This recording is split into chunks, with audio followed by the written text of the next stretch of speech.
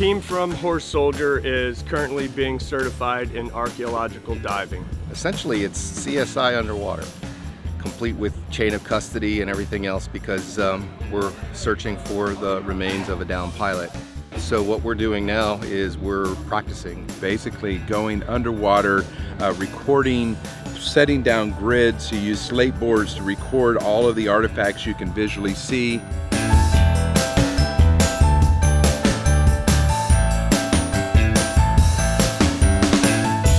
Well, today was a great day. We're all finished with our technical archaeological dive training, and now we're off to Saipan.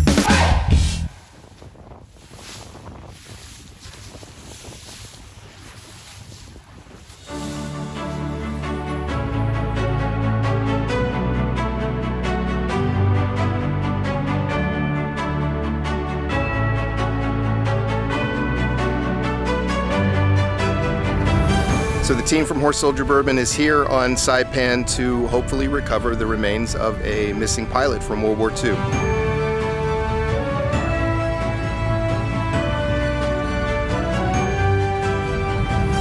I'm excited. I've never been to the Pacific side of the world before. I spent my whole entire career in the Middle East. I spent a little time doing certain missions in South America. When I learned about this mission, I knew immediately I wanted to be a part of trying to recover, after 75 plus years, a missing in action American hero that lost his life during the Battle of Saipan. I did have a chance over the last couple months to speak to quite a few of those families who lost loved ones in the Asian theater of war, and they were honored to hear our mission. We are working with Task Force Dagger, which is a group of retired special operations personnel like us, and we're also working with East Carolina University, which has an underwater archaeological program. This amazing mission here in Saipan to recover this missing aviator dovetails in with just Horse Soldier Bourbon and our career of service. Horse Soldier was started by a group of friends who served together, so really it's the same mission. We continue to serve today. We are all former special operations folks, and we have always felt like part of what we want to do at Horse Soldier Bourbon is to make sure that we are giving back in whatever way that we can. Character, integrity, and the values that we hold dear, are all wrapped into this experience here to try to find this missing American. As a service person, as somebody who served for many years, it is especially poignant because we can't help but think about those that we lost and think about how we would want to make sure that they were never left behind.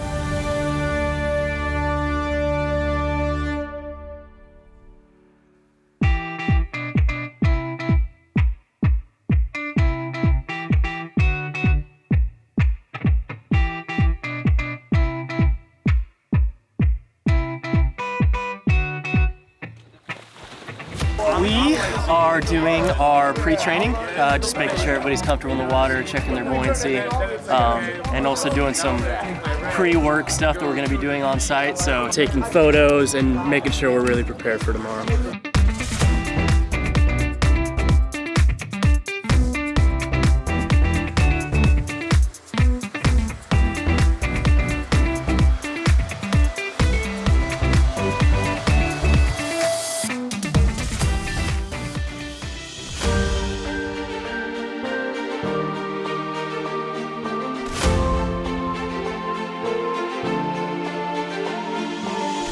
Everybody's grabbing all their gear, stowing it on the boat, trying to get organized. This will be the first time we've been to the site since, this group has been to the site since 2019. This is more of like just getting the rust off the body day.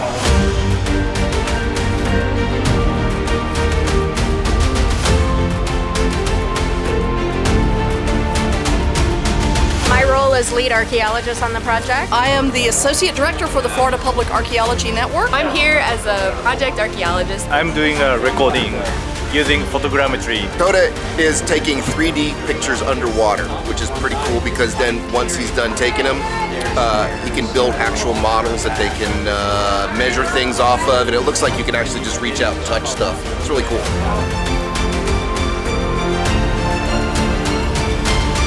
The grind starts now, and we'll start excavating and working as teams, and within a day or two, it becomes a really well-oiled machine. I've been waiting for this for the past 2 weeks, feels like. I know it's already been a week with the time change and everything, but super excited to get out there. When they are bringing up material from the bottom, then it comes up in a bag, and then we dump it in the screen, and then we go through it here to make sure that nothing gets lost.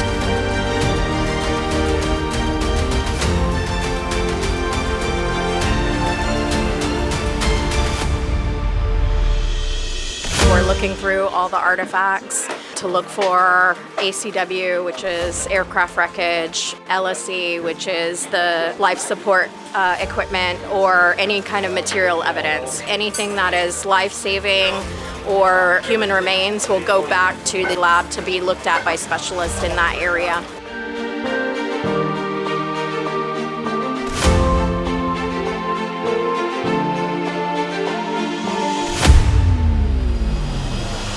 I was on the bag first, got up lots of debris, and then I got onto the dredge, started sucking it in, trying to fight the waves. But we found some neat objects down there, and we'll see what the bag yields. It was really cool. You can actually see like the transition from the site, what it was, to what it is now. It's pretty special to look at.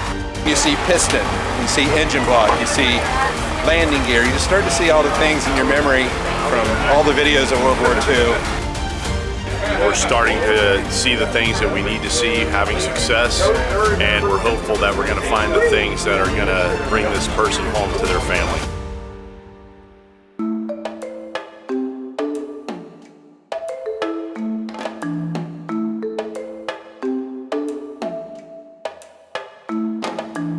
What happened here in Saipan for the Battle of Saipan is really significant, and so we're going to go experience some of that history as well.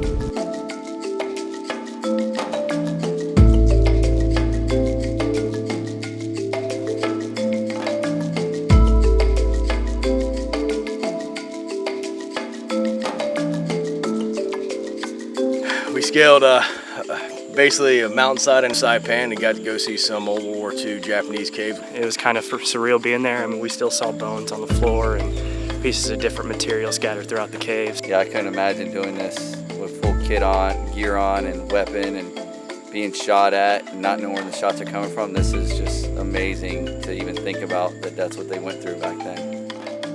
Being able to do this with Task Force Dagger and Horse Soldier, you know, quite an experience. Something legendary you won't forget, that's for sure. To have an opportunity now to come to the Pacific Theater after having jumped at Normandy a couple of years ago it gives me chills right now just thinking about it, because we get a chance to connect again with those great heroes who were here so long before us and who we've tried to emulate now. And so to have an opportunity to do this in the other theater and bookend our trip is really a special feeling.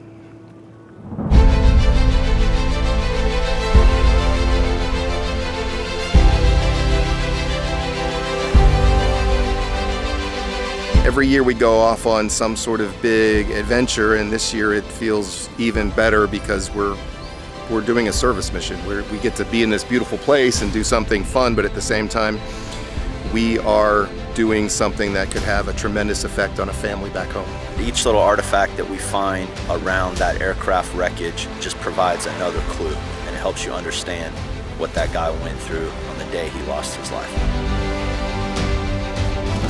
getting close to where we think we're going to find our guy. So we're all pretty excited. This would draw a big bow around the mission if we could, come here and find what we came to find. We're going to take out the pilot seat that's there kind of completely, and then we're going to start digging even deeper than we had originally where that pilot seat was. Today could be the day where we have everything confirmed. Yesterday we found possible osseous, which means we think it was maybe a bone, but they can't be sure until they get it back and take a look at it. Fingers crossed.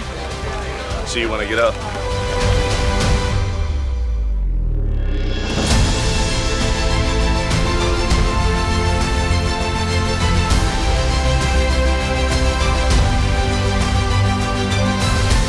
There's a lot involved for guys like us because we don't ever want to leave anybody behind. I like to think if this happened to me that someone maybe could come and bring me back. We're the only country that does this, that goes after old known and unknown locations for old soldiers that may be missing and to reunite them with their families. I think it's incredibly important to bring some closure to this American hero's family, one way or the other, whatever information we may be blessed to find.